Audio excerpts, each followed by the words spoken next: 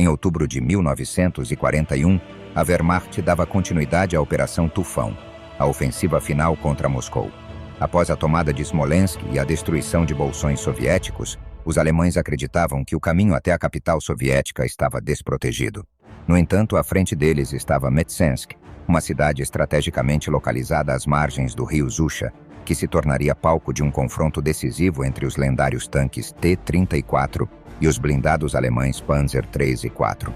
No dia 2 de outubro, o segundo grupo Panzer, sob comando de Heinz Guderian, rompeu as linhas soviéticas e avançou rapidamente rumo a Orel.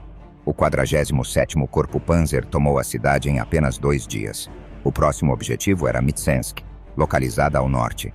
Guderian pretendia capturá-la antes que os soviéticos pudessem organizar uma defesa efetiva. O general alemão acreditava que os combates seriam rápidos e semelhantes aos enfrentados até então. Contudo, o alto comando soviético já havia aprendido com as derrotas anteriores.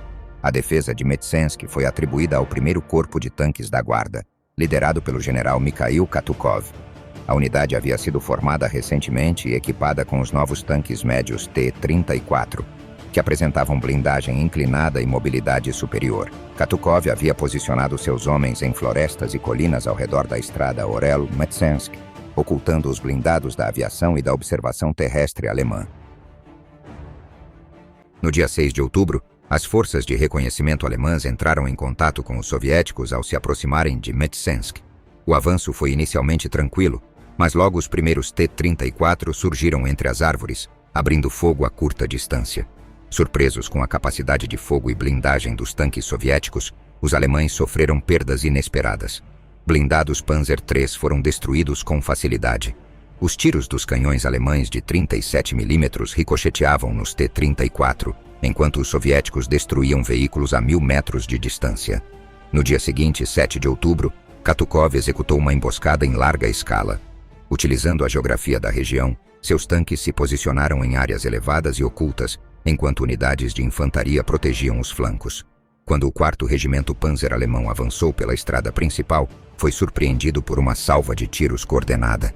Em menos de uma hora, mais de 20 blindados alemães foram destruídos. Os soviéticos então recuaram para novas posições preparadas, evitando o confronto direto prolongado. Nos dias 8 e 9 de outubro, a batalha se intensificou. Guderian ordenou novos ataques utilizando artilharia e apoio aéreo da Luftwaffe para romper as linhas soviéticas. No entanto, o terreno encharcado pelas chuvas de outono, a temida Rasputitsa, dificultava o deslocamento das forças alemãs.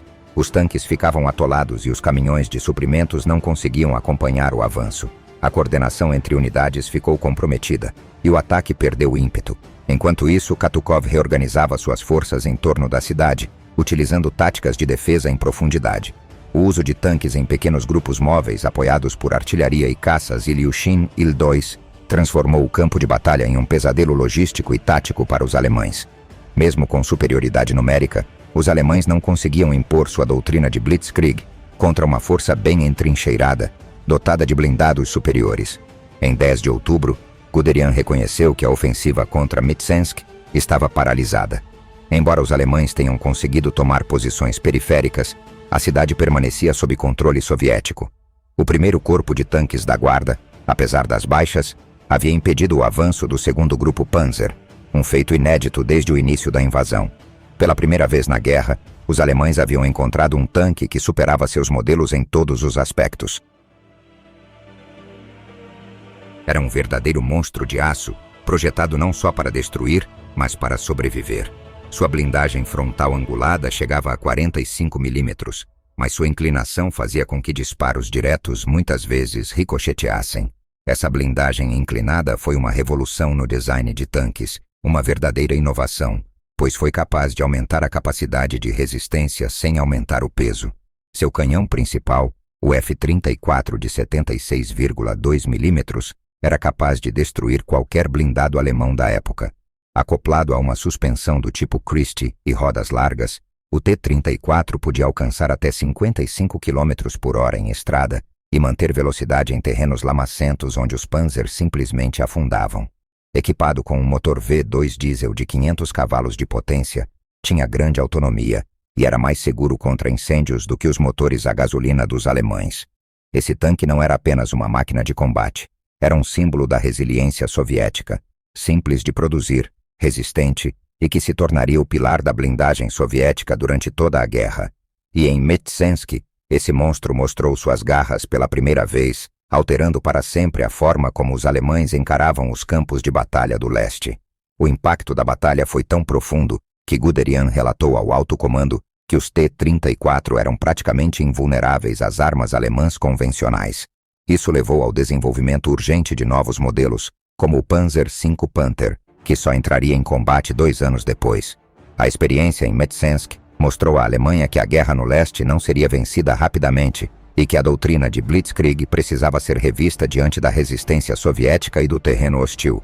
Katukov foi condecorado e seu corpo de tanques elevado ao status de unidade de elite. A defesa de Mtsensk não apenas atrasou o avanço alemão rumo a Moscou, como também deu tempo crucial para a construção de fortificações nos arredores da capital. A batalha tornou-se um marco na história militar, simbolizando o ponto em que o Exército Vermelho começou a equilibrar o jogo, enfrentando de igual para igual a força blindada alemã. O confronto em Mtsensk foi mais do que uma batalha, foi um aviso. Um lembrete de que a guerra na União Soviética seguiria um curso muito diferente do que os generais da Wehrmacht haviam planejado. E foi ali, entre florestas e estradas enlameadas, que o T-34 conquistou seu lugar como símbolo da resistência soviética.